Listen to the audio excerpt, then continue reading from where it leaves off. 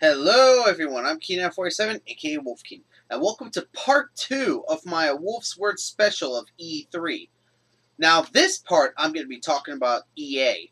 EA had a conference today, well, when I watched this, and there's been a lot that they talked about. So let's talk about what EA went over.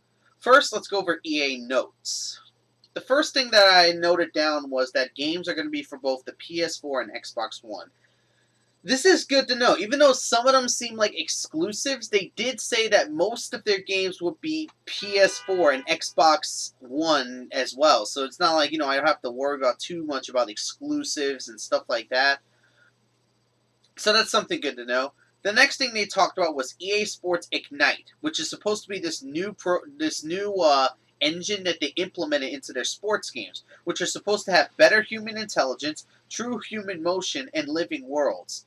I don't know what that entirely means because we didn't get enough information, but what it possibly means is that, what they're doing is that, as stats change for each player, like, how stats change for players and stuff like that, like actual basketball players and stuff like that, the character is supposed to change in the game. So say, like, I was, playing, like I was using LeBron James one day, and his stats lowered at one point, so he wouldn't play as effective as I played him, like, the other day. I think that's pretty cool how they're trying to be ambitious like that and stuff like that.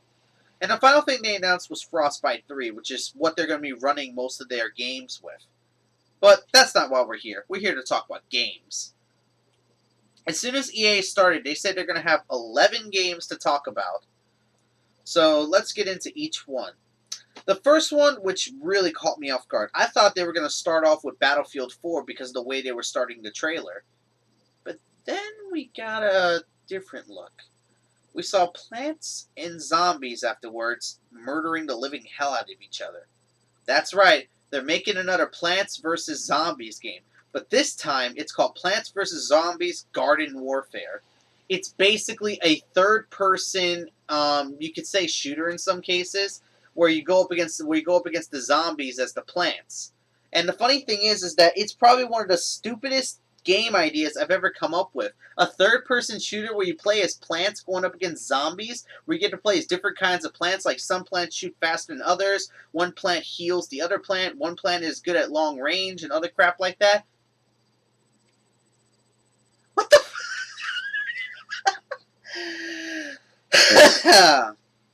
Plants vs. Zombies Garden Warfare is by far one of the weirdest games I've ever seen so far in E3, and I freaking like it!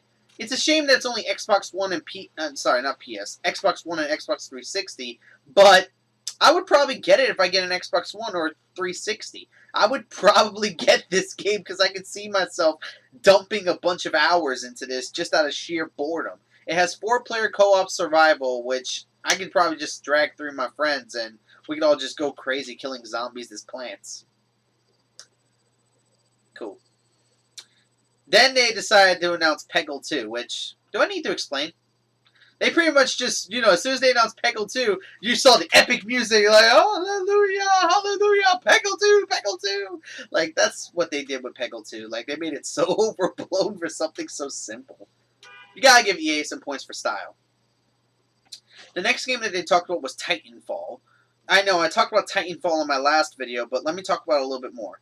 Titanfall is supposed to be this ever-evolving world which is supposed to seamlessly combine single-player, multiplayer, and co-op together, apparently. You can get inside of mechs, you can fight outside of mechs, you can fight inside of mechs, there's multiple kinds of combat, kind of like Battlefield, how there's multiple kinds of combat, and it's up to you to figure out how to get through a situation, especially against the players. It's going to be on all consoles, which is very good. I was worried it was going to be an Xbox One exclusive. So it's very good that Titanfall will be on the, on all consoles in case I get a PS4 and Xbox One. So this way I know, I could get this game. Good job, EA. Then they made the ultimate announcement. Star Wars Battlefront. They are remaking the Battlefront series and it's being made by DICE. Yeah! Hell yes!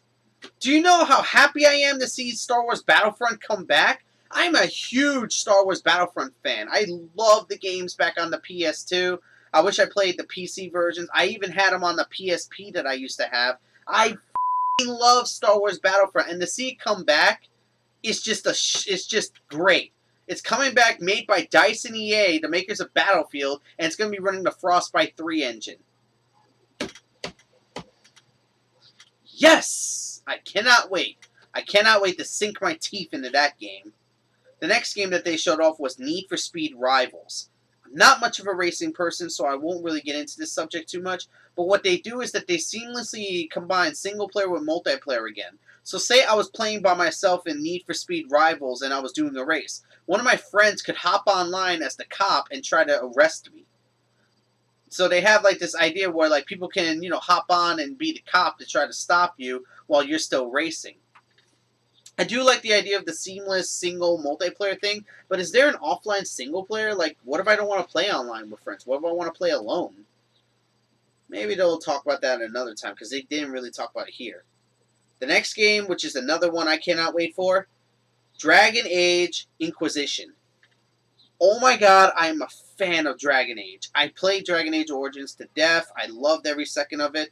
I never played Dragon Age 2, but I heard that one was a bit of a disappointment compared to the first one. Dragon Age Inquisition apparently has the idea that the world has been torn, like it's kind of in a rough shape, and you play as a character who can either rebuild the world and bring it back to its former glory, or completely screw it over, like completely plunge it down to darkness. The cool thing is that they say your choices in the world not only change the game itself, but they change the world itself. Now, we heard this promise with Fable 3. Let's hope that these guys at EA and BioWare can follow through with Dragon Age Inquisition.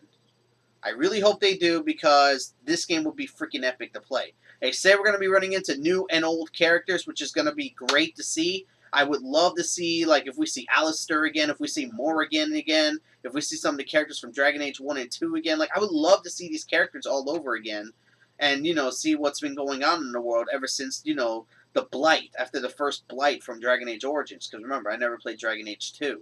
So I would love to see what happened after the Blight, like how the world get destroyed like this. That'd be freaking epic. Then they went on to talk about sports games. I think you all know what I'm going to do. I'm not going to talk about the sports games because I don't play sports games myself. They do look good graphically, but I don't know how they play. Like, I'm the wrong person to be asking how a sports game plays, because I don't play sports games like anybody else. So I'm just going to pass on the sports games and move on to the last two games on this series. Next game, let me say the sports games they did announce at least. NBA Live 14, Madden NFL 25, FIFA 14, and UFC. UFC is coming out spring 2014. I forgot to mention that Dragon Age Inquisition is also coming out in the fall of 2014. Alright, so the next game that they talked about was Battlefield 3. The cool thing is that they've improved a lot of things in Battlefield 3. They made the squads a little bit larger. I noticed that it's a 6 squad now instead of just a 4 squad. I think that's a pretty decent number, a 6 squad instead of a 4. Especially considering we're going to have 64 on 6, and we're going to have 64 player combat. 32 on 32 combat. One of the coolest things that they decided to bring back was the commander mode.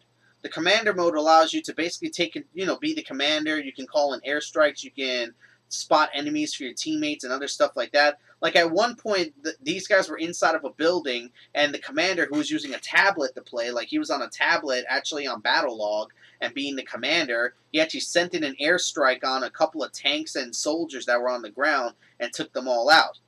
One of the craziest things they showed in Battlefield was that how buildings and stuff realistically go down, like that big spiral, that big I don't know what to call it. I don't know. Oh my God, what is that? The antenna. The antenna, I think it is. That big antenna in that one map. I think Caspian Border or something like that.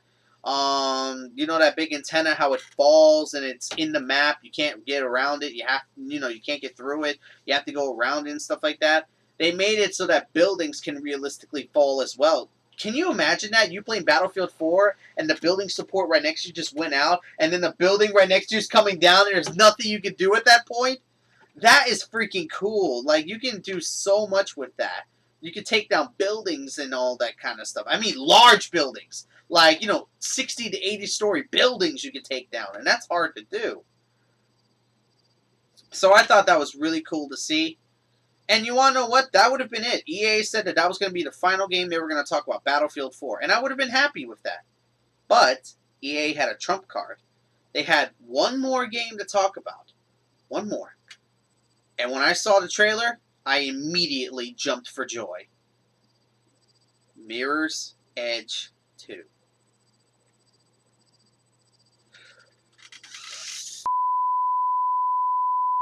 Yes! I freaking am happy to see that Mirror's Edge is coming back. You have no clue how happy I am to see Mirror's Edge come back. I mean, let me go get Mirror's Edge. I gotta see how long it's been since the last Mirror's Edge. 2008. 2008. This game came out in 2008. 5 years later, we finally get an announcement for a new Mirror's Edge. You have no clue how happy I am about that. The fact that they're making a brand new Mirror's Edge. And from the way it looks like it's going to be just as fun as the other one, and it looks like it's just going to be as complicated. If y'all don't know already, I'm already doing a Let's Play Mirror's Edge 1, so I'm going to have an edge when Mirror's Edge 2 comes out. So, thank you. So what do I have to say about EA's press conference?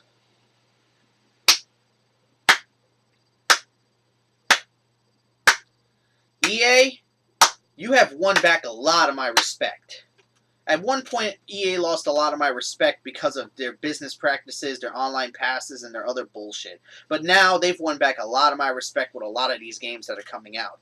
I mean, most of these games are cross-platform, so I could pick either console and get to enjoy it. These games have a lot of development time behind them.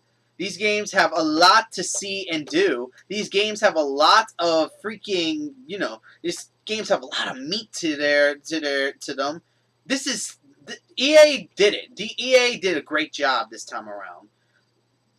I swear to God, people try to say EA is the worst company of 2013. Well, we don't know quite yet because the games aren't out. But from first impressions, these are looking really, really good. And I cannot wait to play them. EA, you did a good job. I'm glad to see that you're finally doing right by us. And these are the kind of games we want to see. Thank you, EA, for listening to the fans. Thank you for bringing back Battlefront. Thank you for bringing back Mirror's Edge. Thank you for bringing back Dragon Age. Thank you for bringing it all back, EA. You guys are freaking awesome. So that's all I really need to say about EA. There wasn't a lot to talk about because they weren't talking about a console or anything like that. So there's not much else for me to talk about. So this has been the end of part 2. So until next time, I'm Keen47, aka Wolfkeen. And this has been part 2 of my Wolf's Word of E3. Coming soon will be part 3. So until then, take care.